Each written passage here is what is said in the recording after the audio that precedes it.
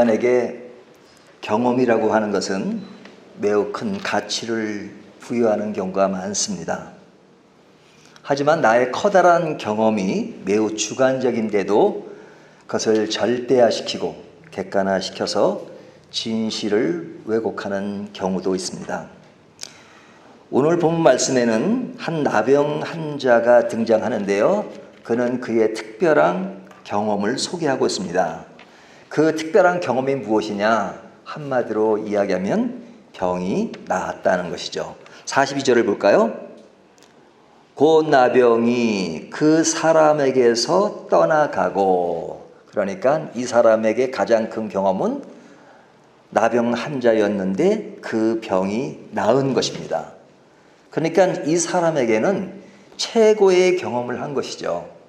나병이 걸리지 않은 사람에게는 그 심정을 모를 수 있지만 평생은 아닌지 모르겠지만 그가 나병 환자가 되어서 오랜 시간 동안 나병 환자로 보냈을 텐데 그가 나음을 입었습니다. 그러니까 얼마나 기쁘겠습니까? 당시 나병 환자는 굉장히 천대받은 병 중에 하나였어요.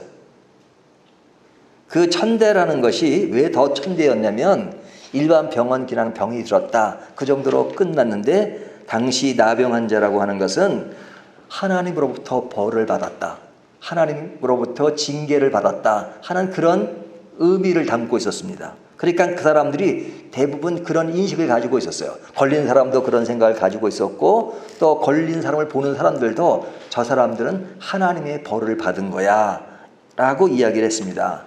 그러니까 그들이 어떤 육체적인 질병도 매우 힘든 것이지만 그 신앙적인 관점에서 해석되는 그 병이었기 때문에 더욱더 고통스러웠을 것입니다. 사람들이 그를 볼 때마다 저 사람은 무슨 죄를 지었기 때문에 저런 병에 걸렸을까 하는 그런 소리를 들었을 때 그들은 얼마나 마음이 아팠겠습니까? 또 이 병은 그 당시에 고칠 수 없는 병이었기 때문에 한 번 걸리면 사람들과 떨어져야 하고 그리고 독립된 그런 곳에서 생활해야 되는 그런 모습이 있었기 때문에 그들은 더욱더 힘들었을 것입니다. 격리되고 그리고 하나님으로부터 저주받은 병이라는 그런 인식이 있었기 때문에 그들은 매우 힘들었겠죠. 그러니까 그의 인생에 있어서 유일한 소망이 있다면 그 병이 낫는 겁니다. 뭐 다른 것을 생각하겠어요? 뭐 그분에게 대통령 시켜줄게, 장관 시켜줄게 그러면 좋다 그러겠어요? 아니, 그것이 나에게 문제가 아니라 나는 이 병이 낫는 것이 내 인생의 가장 큰 과제입니다. 그렇게 말했겠죠. 자, 그런데 이 사람이 나았어요. 그러니까 얼마나 기쁘겠습니까? 이 세상에 그에게 이거보다 좋은 일이 어디에 있겠습니까? 그러니까 그가 나음을 입은 사람으로서 정말로 감당할 수 없는 그의 기쁨, 감사 뭐 이런 것들은 뭐 말할 수가 없죠. 그러니까 이 사람이 이것을 가만히 있을 수가 없죠. 그러니까 여기저기 다니면서 내가 나음을 입었다, 나를 고쳐준 분이 있다 뭐 등등 많은 이야기를 하지 않았겠어요? 그러니까 이 사람이 다니면서 이런 얘기 저런 얘기 했기 때문에 그 소문이 많이 퍼졌다는 것을 본문이 이야기합니다.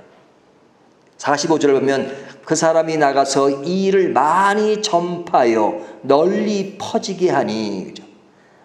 많이 전파하고 널리 퍼지게 했다. 이것은 내가 어떤 소명감을 가지고 이것을 전하는 일이 있어야지 하는 그 정도가 아니라 그냥 그것은 소명이고 사명 그런 것을 생각할 겨를이 없이 그냥 자기 영혼 속에서 마음 속에서 막 넘치는 기쁨, 즐거움, 감사 그리고 생애의 가장 큰 경험을 이 사람 저 사람에게 말하지 않을 수 없는 것이죠. 이런 경험을 한 사람을 보면서 많은 사람들은 박수를 쳐줘야 되겠죠. 그에게는 너무나도 큰 일이니까요. 남들이 볼 때는 그 일이 크지 않을 수도가 있지만 그 본인에게는 너무너무 큰 자기 경험이란 말이죠. 또 이 사람이 이런 경험을 사람들에게 이야기하면 그 사람뿐 아니라 또 이분을 고치신 분도 소문이 같이 퍼잖아요. 만약 예수님을 의사라고 한다면 야, 그 의사는 어떤 의사길래 이렇게 병을 낫게 했을 수가 있어? 그러니까 그 의사에 대한 소문 또 나은 사람에 대한 소문 이런 것들이 아주 널리 퍼지겠죠. 그리고 나병을 앓고 있는 사람들에겐 너무너무 큰 희소식이 아니겠어요? 자, 이런 일들이 오늘날 우리들에게 일어난다면 어떤 분위기겠습니까? 나병 환자가 나았고요. 어떤 사람이 그 병을 고쳤어요. 아, 그러면 그분은 참 능력이 많은 사람이다. 이렇게 이야기하지 않았겠어요? 그러니까 오늘날도 그렇다면 그 당시에 그 병을 고친 예수님, 또 그 병이 나은 이 사람이 정말로 사람들에게 주목을 받게 되고 많은 사람들이 알게 되고, 그래서 그 소문은 더욱더 급격하게 퍼지고 퍼질 수밖에 없었죠. 그래서 보면 사람들이 모이기도 합니다. 오늘날로 말하면 이런 식으로 교회가 된다면 교회는 부흥했다, 뭐 이렇게 말할 수도 있겠죠. 너무나도 놀라운 일이 벌어진 것입니다. 그런데 오늘 본문에는 나병 환자가 자신의 큰 경험을 여기저기 소문을 내고 기뻐하는 분위기와는 달리 예수님께서 무슨 말씀을 하십니다. 그 말씀이 뭐냐면 이렇게 이야기합니다. 43절을 보세요. 곧 보내시며 엄히 경고하사. 자, 누가 경고하는 거예요? 예수님이 그 나병 환자에게 경고한 겁니다. 경고하는 내용이 44절인데요. 44절에 이르시되 삼가 아무에게 아무 말도 하지 말고. 자, 이게 중요합니다. 아무에게 아무 말도 하지 말고. 그렇게 경고하셨어요. 이 경고라는 것은 그냥 가볍게 그랬으면 좋겠어 라고 말하는 것이 아니라 반드시 그래야 돼, 그러지는 안 돼 라는 어떤 강렬한 표현입니다. 자, 이렇게 말씀하셨음에도 불구하고 조금 전에 살폈던 것처럼 이 사람은 자기가 경험한 큰 그 사건을 사람들에게 이야기하지 않을 수 없는 그런 상황 속에서 널리 알리는 그런 사건이 나오죠. 그러니까 예수님이 하시는 말씀과 이 사람이 행한 것은 다르다고 볼 수 있습니다. 그 다름을 성경은 많이 전파하고 널리 퍼지게 되었다라고 강조하죠. 반복해서 얘기해요. 많이 전파하고 널리 퍼지게 되었다, 그렇게 말하죠. 자, 그러면 많이 전파하고 널리 퍼지게 된 이유가 뭐죠?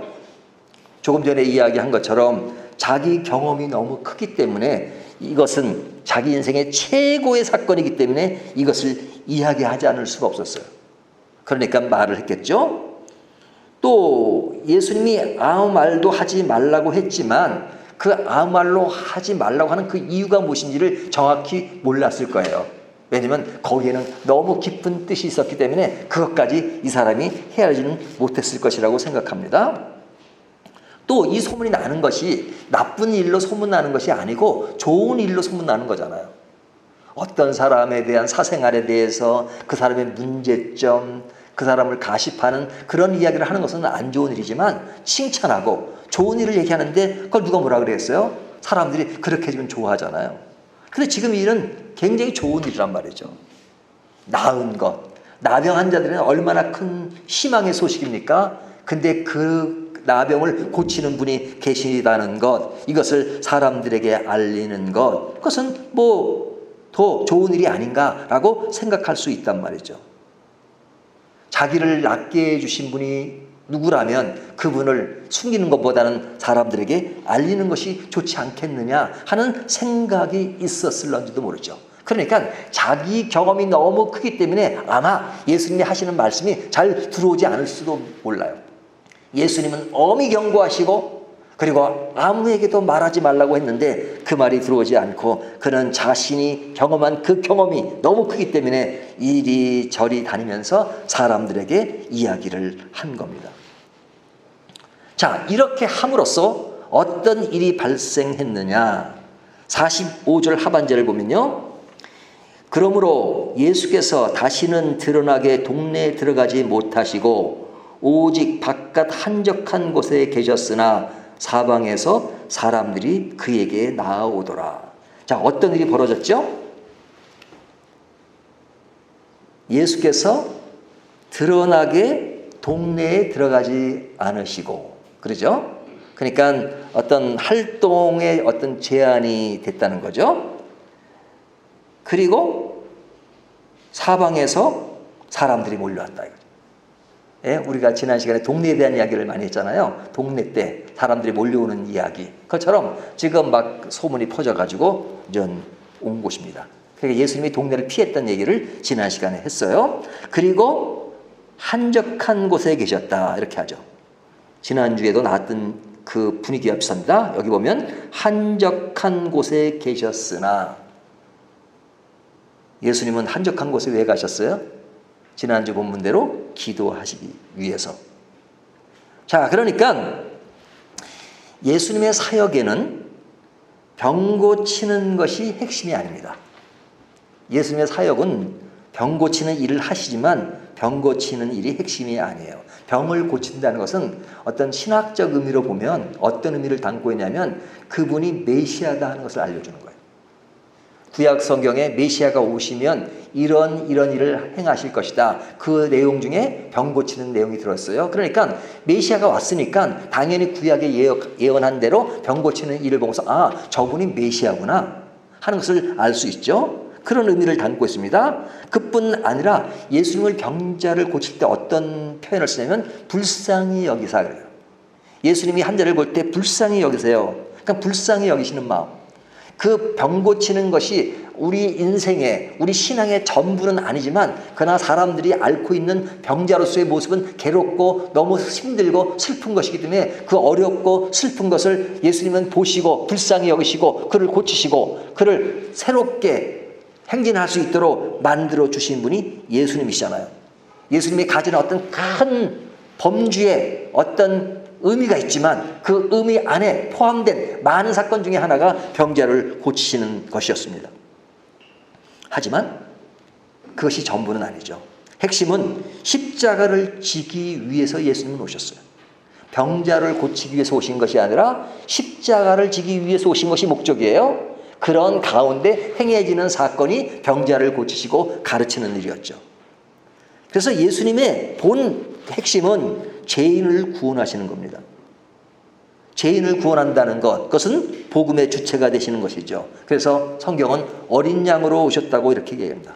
하나님의 어린 양이로다 이렇게 말하잖아요. 그런데 예수님이 어린 양으로 오시고 십자가의 길을 가기 위해서 지금 사건이 계속 진척되고 있는 것입니다. 지금 우리가 이제야 오늘로써 마가복음 1장을 끝내게 돼요. 근데 마가복음 몇 장까지 돼 있어요? 16장까지 돼 있잖아요. 16장까지 가려면 아직도 한참 가야 돼요. 근데 그 16장 가는 길이 뭐예요? 십자가의 길이잖아요.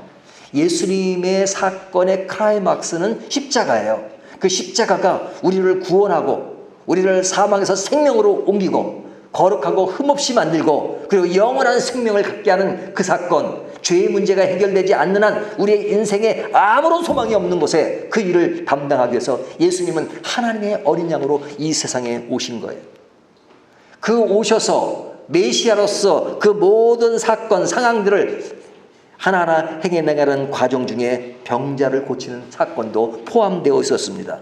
그러니까 병자를 고치는 것은 그 많은 것 중에 한 일부의 사건이에요. 그런데 병자가 나음을 입은 사건에 대해서는 개인적으로는 너무 큰 사건이기 때문에 그는 자기에게 한 분야의 조그만 일이 아니라 자기 전체의 큰 사건이라고 생각할 수 있죠. 그러니까 마치 인생의 모든 것이 해결되고 모든 것이 완성되어 있는 것처럼 생각하고 기뻐하고 감사할 수밖에 없어요. 그렇게 감사하는 것을 예수님도 보시고 즐거워하셨겠죠.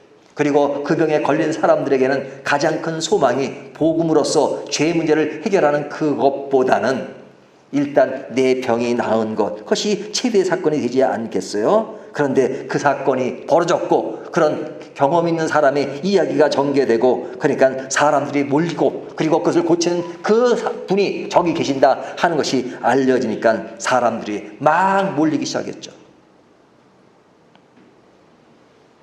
그런데 주님은 그 사건이, 병을 고치는 사건이 좋은 사건이긴 하지만 그 사건으로 인하여 예수님이 이 세상에 오신 진정한 목적, 그것이 가려지고 그것이 약해지는 것들을 염려하셨어요. 그 병 고치는 사건은 중요한 사건이지만 그러나 그것이 본질은 아닌데 그것이 본질을 가려버릴까 봐 예수님은 그 때를 기다리고 그런 것을 하나하나 만들어 가셨어요. 그래서 예수님은 말씀하시기를 엄히 경고하시고, 나은 것은 좋고 너의 개인적인 경험은 좋은 것이지만 그 경험으로 인해서 예수님이 오신 진정한 목적을 가리게 하는 일이 있다면 그것은 때를 기다려야 되고 그리고 조심해야 될 필요가 있다는 것을 그에게 알려준 것입니다. 근데 이러한 일들을 사람들은 가볍게 생각할 때가 많아요. 왜? 병 고치는 일도 좋은 일이고, 그리고 생활 가운데 어떤 자기가 경험한 그 일들이 너무나도 아름답게 보이기 때문에 사람들은 그런 일에 더 몰두하는 경우가 있죠. 우리가 예수를 왜 믿느냐, 그리고 믿는 삶의 형태를 보면 늘 하나님께 뭐라고 간구합니까? 예수님이 나를 도와주시고 고쳐주시고 채워주시고 만들어주시고, 이런 것을 우리의 신앙의 일부가 아니라 신앙의 전부로 생각할 때가 많잖아요. 우리의 신앙의 양상을 보게 되면 어떤 것이에요? 늘 하나님께 기도할 때 우리가 뭘 주로 기도합니까? 도와주십시오, 채워주십시오, 고쳐주십시오, 만들어주십시오, 그리고 내 뜻을 실현시킬 수 있도록 도와주십시오, 이런 기도를 하잖아. 그래서 마치 이것이 신앙의 한 일면임에도 불구하고 이것이 신앙의 전부인 것처럼 착각할 때가 있단 말이죠, 무의식적으로. 그런데 세상이 어떻게 변했습니까? 세상이 너무너무 좋아졌어요. 그러니까 우리가 평상시에 기도했던 그런 것들이 세상으로 채워질 수 있는 그런 시대가 됐습니다. 우리가 경제를 고치는 것도 쉬워지는 시대가 됐고요. 또 많은 도움을 받을 수 있는, 또 경제로 넉넉한 세상이 되었고요. 또 내가 어떤 개인적인 만족을 위해서 뭔가를 할 수 있는 그런 터전과 이런 것들이 마련된 세상이 되었습니다. 그러니까 그 당시에 예수님을 향해서 도와주십시오, 채워주십시오 했던 것들이 그 당시에는 사회적으로 채워질 수 없었기 때문에 더욱더 간구했지만, 오늘날에는 예수를 믿지 않아도, 교회가 아니더라도, 예수님이 아니더라도 그것을 채워줄 수 있는 사회 여건과 상황이 되니까 이제는 교회는 끝. 교회는 그렇게 중요하지 않은 겁니다. 지금까지 해왔던 신앙의 양면이 있으니까, 그런 모습이 있으니까 교회는 나가긴 하지만, 그러나 그동안 기도했던 그런 것들은 세상으로 다 채워질 수 있으니까 자꾸만 교회의 흥미를 잃기 시작하는 것입니다. 내가 애절한 심정으로 하나님께 간구했던 것들이 세상에서 다 채울 수 있기 때문에 그런 것들은 자꾸 사라지고 있어요.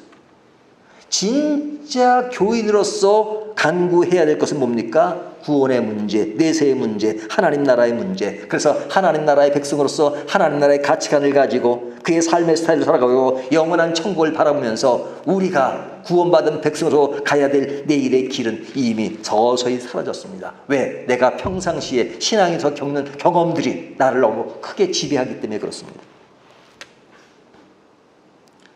살아가는 동안 잘 먹고 잘 놀고 즐기는 것, 이것이 우리를 지배합니다. 어떨 때는 신앙이기 때문에 이런 것을 너무너무 감사합니다. 하나님, 그래도 나를 굶게 하지 않으시니 감사합니다. 나에게 이런 좋은 여건을 주시니 감사합니다. 하나님이 나에게 이런 자녀의 축복을 주셔서 감사합니다. 이런 축복을 감사합니다. 그런 감사는 너무너무 좋은 것이죠.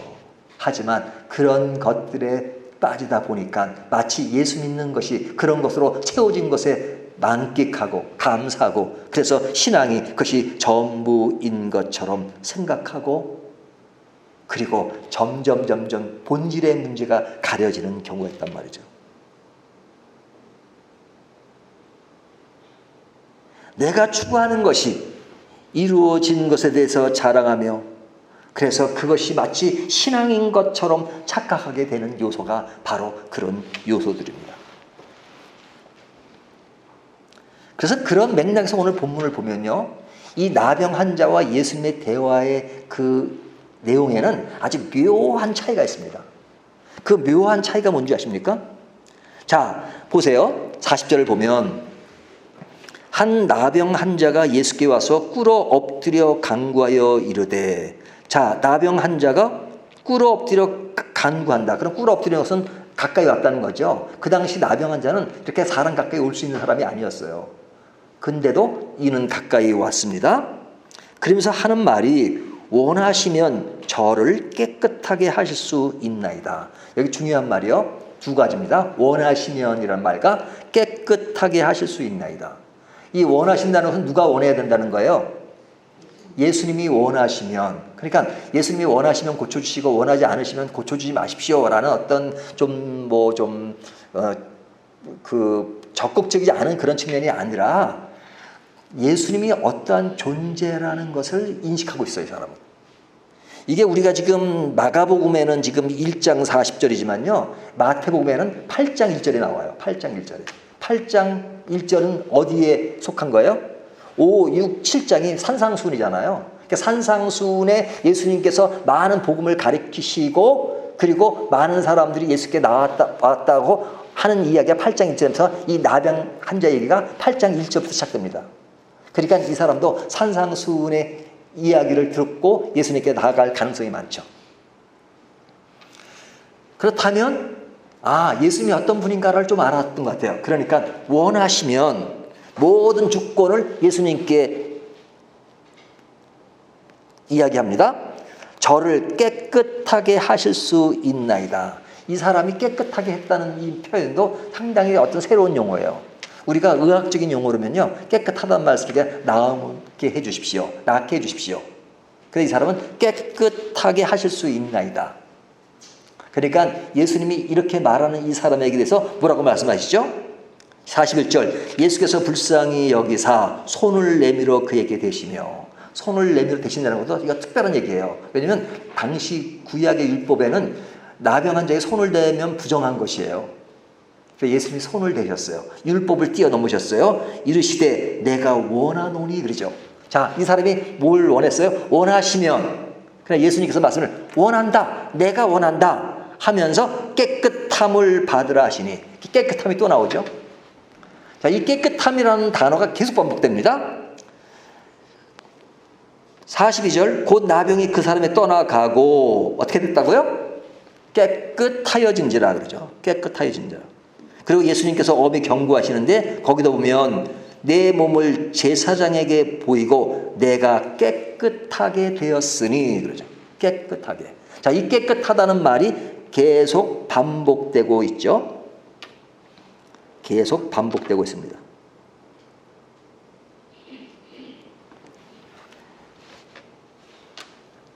자, 이 반복되는 말 중에 뭘 느끼냐면 어떤 의학적인 용어보다는 어떤 새로운 용어로서 깨끗함이란 말이 쓰여진 것을 알 수 있어요. 깨끗하다. 근데 그 깨끗함이 어떤 의미를 갖고 있느냐 하는 것들을 아주 철저하게 설명하고 있는 것이 44절입니다. 삼가 아무에게도 아무 말도 하지 말고 내가 내 몸을 제사장에게 보이고 그러죠. 자, 제사장에게 보이라고 말씀하시죠. 아무 말도 하지 말고 일단 제사장에게 보이라. 이 제사장에게 보이라는 것은 아직까지는 그 율법이 주요한 시대였어요. 그러니까 예수님이 십자가에 지시고 시장이 갈라질 이후에 이제는 우리가 어떤 그 율법에 규정된 것에서 좀 새롭게 변하는 것을 이야기하잖아요. 그러니까 율법은 뭐 그때나 지금에 영원한 것이지만 그 율법의 제도, 그것은 예수님 당시까지는 유효했단 말이죠. 예수님 당시에도 제사를 드리고, 그러니까 그 당시 상황대로 예수님은 이 환자에게 지금 내가 나음을 입었으니 구약에 이야기한 것처럼 제사장에게 가라 이거죠. 제사장에게 가라. 그 제사장에게 가서 뭐라 그래요? 이제 보여야죠. 네, 제사장이 보여요. 그러니까 의사에게 보이는 게 아닙니다. 원래는 이게 병에 대한 어떤 관점에서 보면 의사에게 보이고 의사가 처방으로 이 사람을 나음을 입었다 하는데, 그 레위기 10장에 나오는 그 제사장에 보이는 것은 어떤 그 의학적인 접근이 아니에요. 신앙적인 접근이에요. 그러니까 제사장에게 나아가라 그렇게 이야기합니다. 자, 제사장에게 나아가서 하는 말이 뭘 하라 그러죠? 내 몸을 제사장에게 보이고 내가 깨끗하게 되었으니, 자, 이제 깨끗하게 되었어요. 그러니까 모세가 명한 것을 드려 그들에게 입증하라. 자, 그것을 입증하기 위해서는 뭘 하라고요? 제사장에 나가는데 그냥 나가는 게 아닙니다. 어떻게 나가요? 모세가 명한 것을 드려. 그죠? 모세가 명한 것을 드려야 돼요. 그러면 모세가 명한 것이 뭐죠? 자, 지금 성경을 다 찾아보진 않겠습니다. 레위기 14장에 보면 이 나병한 자가 나오면 제사장에게 제물을 가지고 가서 이제 그 확인을 하는 그런 제도가 레위기 14장에 나옵니다. 근데 뭘 가져가게 했냐면 여러 가지가 있는데 그 중에 중요한 것이 뭐냐면 새 2마리를 가져가게 되죠. 새 2마리. 새 2마리를 가지고 가는 거예요. 그러니까 제사장에게 드려. 그러면 제사장은 나병한 자가 나음을 증명하기 위해서 새 2마리를 가져오잖아요. 그럼 확인하죠. 이 사람이 이제 나았나. 그래서 이제 뭐 그 피부를 살펴보고 이제 그 사람이 나았다는 걸 확인되면 제사장이 뭘 하냐면 새 2마리를 가져왔잖아요. 그 나병한 자가. 그 새 2마리를 가져왔으면 한 마리는 그 질그릇이 있습니다. 질그릇. 예? 질그릇 위에다가 이제 새를 잡습니다. 그리고 물 위에 이제 띄워놓고, 예? 물 위에 질그릇을 띄워놓고 이 새를 잡아요. 14장 4절을 꼭 집에 가서 읽어보십시오. 자, 새를 잡아요. 그 새를 잡으면 어떻게 돼요? 새는 죽으니까 이제 피가 나죠. 피가 잡았으니까. 그럼 그 피를 7번을 누구에게 뿌리냐면 나병한 자에게 뿌립니다. 나병한 자가 아니죠. 이제 났으니까 나병한 자에게 뿌리고 그리고 한 마리 새는 날려보냅니다. 그러니까 이것이 구약 레위기 14장에 나오는 이야기인데 이것이 우리가 어떤 의미를 담고 있냐면 신약 예수 그리스도의 오심을 예표하는 내용이에요. 제사제도는 그런 것이 다 포함되어 있어요. 그러니까 질그릇, 어떤 인간의 모습을 이렇게 상징하는 것인데 예수님은 하나님이시지만 인간으로 오셨잖아요. 인간으로 오셨어요. 그러니까 인간으로 오셔서 뭐 하셨어요? 왜 오셨어요? 죽으러 오셨죠. 우리 죄를 용서하기 위해서. 그러니까 새 한 마리가 예수님이 오셔서 죽으신 것처럼 질그릇에 이제 피를 흘리고 죽은 모습을 상징해요. 그리고 그 피로 나병한 자에게 뿌려 7번을 뿌려요. 그리고 한 마리는 살려요. 그것은 새롭게 됨을 상징하는 그런 제도였단 말이죠. 그러니까 그런 제도를 그대로 이 한 자에게도 예수님이 말씀하시는 겁니다. 네가 구약의 이야기하고 있는 것처럼 너도 모세가 명한 것을 드려 그들에게 입증하라. 그러니까 아마 그대로 했겠죠. 그러니까 이러한 제도를 통해서 결국은 누구를 이야기하냐면 예수 그리스도의 십자가. 예수 그리스도의 십자가는 우리를 구원한다 하는 것을 우리에게 이야기하고 있는 겁니다. 그렇다면 예수님이 그가 원하시면 할 때 원한다. 그래서 너를 깨끗하게 한다는 그 말 속에는 단순히 문둥병 또 옛날에 그런 이름이었다면 지금 나병한 자, 한센병 이것을 고치실 때는 그것만은 고치시는 것을만 가지고 깨끗하게 되었다고 생각하시는 것이 아니라 예수님께서는 영혼의 구원과 죄사함에 대한 문제를 그 깨끗함 개념 속에 가지고 계신 겁니다. 예수님이 우리를 깨끗하게 하신 것은 단순히 병자만을 깨끗하게 나음을 주는 것이 아니라 영혼을 새롭게 하고 그리고 새로운 생명이 되게 하시는 것이 예수님의 목적이에요. 그런 일 가운데 하나로서 병자를 고치는 일이었단 말이죠. 그러니까 내가 깨끗함을 받으라. 그러면서 그것을 제사장에게 드려 확인하라, 입증하라 하는 말은 이제는 그것이 단순히 병만 나은 것이 전부가 아니라 진짜 내가 원하는 것은 예수님이 오신 것은 죄사함을 위해서 구원하기 오셨다라는 것을 이 말씀 속에 입증하고 있는 겁니다. 그러니까 예수님의 그 깨끗하라는 것에는 그런 의미가 담겨 있지만 이 사람에게는 아직 그 의미를 몰랐을지도 모르죠. 단순히 그가 생각한 것은 그냥 몸이 깨끗해지는 것, 문둥병이 낫는 것 그것만을 생각했을런지 모릅니다.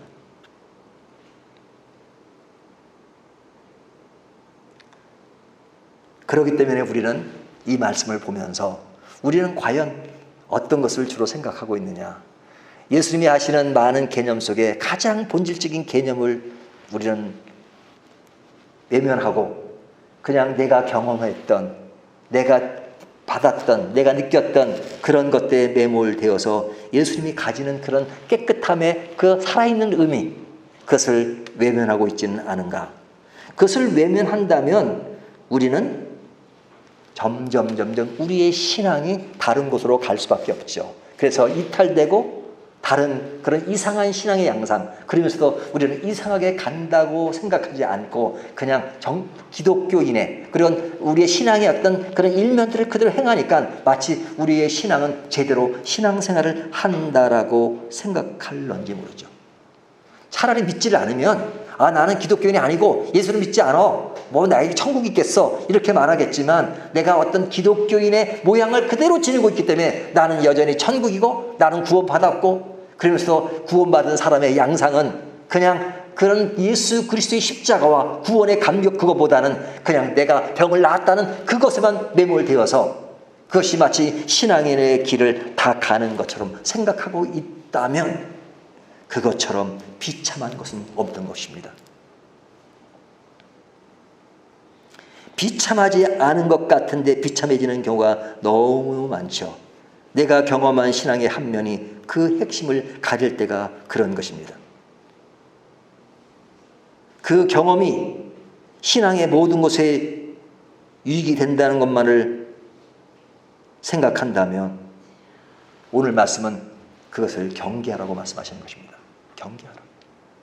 너희가 경험한 그 주관적인 신앙의 경험, 그것은 너무 귀하고 너무 크니까 거기에 감격하고 사람들에게 이해하고 소문을 퍼뜨리고 있지만, 그러면서 너 잃어버리고 있는 것은 없는 거 아니야? 너 저버리고 있는 것은 있는 것 아니야? 그렇게 말씀하십니다. 요즘은 그런 일을 많이 하지 않는데 옛날엔 참 간증들을 많이 했어요. 간증들을 참 많이 했습니다. 그러면 간증할 때 간증하는 사람들의 내용이 어떤 것인가요? 어떤 사람은 병 나은 것을 간증을 또 많이 한 사람이 있고, 어떤 사람은 또 11조를 냈더니 그냥 하나님이 이렇게 많이 축복해 줬다고 또 간증하는 사람도 있고, 또 어떤 사람은 그냥 또 뭐 사업이 잘 된 것을 간증하는 경우가 있고, 뭐 예수를 믿고 그런 것들을 경험한 것을 간증하면 뭐 좋습니다. 그런데 그 간증이 그 안에서 하나님의 진짜 구원의 사랑과 이런 것을 알고 그런 가운데 행해지는 것이라면 좋지만, 그 간증이 자꾸만 학대되다 보면 그것이 all of them, 전부인 것처럼 생각한다. 그리고 우리에게 성경 말씀을 듣고 하나님 나라 속에 들어가고 하나님 나라의 가치관을 갖고 사는 것은 점점 관심이 없어집니다. 그런 사이에 나는 말씀에도 관심이 없고 하나님과의 관계, 그런 것도 관심이 없고 그냥 종교인이 되어서 내가 경험한 하나에 붙들려서 그냥 마치 예수를 믿는 것처럼 살아간다면 나도 모르는 사이에 신앙이 점점 엉뚱하도록 가는 어려운 상황이 되어버린다는 것이에요. 그렇기 때문에 예수님은 때를 늘 이야기하신 거예요. 예수님 스스로도 병자를 고치시고 나은 사람이 소문을 퍼뜨려가지고 많이 알려지면 좋잖아요. 하지만 그것으로 인해서 예수님이 진짜 오신 목적이 가려질 것을 염려해서 아직 그 때가 아니므로 그 말을 하지 말라고 말씀하신 것입니다. 그 말 의도를 오늘 우리들에게도 주님은 말씀하고 계세요. 너희가 신앙생활에서 경험한 것은 너무너무 귀한 것이다. 하지만 그것으로 진짜 본질을 가리는 것은 없는 것인가 하는 것을 생각하면서 우리가 어떤 상에서도 말씀과 기도와 그리고 하나님과의 관계 교제를 게을리하고 있지는 않은가. 어느 사이에 말씀 보는 것, 뭐 그런 것은 좀 더 관심이 없어지고 그냥 신앙생활에 경험한 것들을 나는 그 자체로만 재미를 느끼고 있지 않는가 하는 것을 생각하면서 우리가 다시 원점으로, 핵심으로 다시 돌아가면서 신앙을 더 적극적으로, 더 힘있고 그리고 그 본질을 벗어나 않기를 바라는 저와 여러분 되시기를 주님의 이름으로 축원합니다.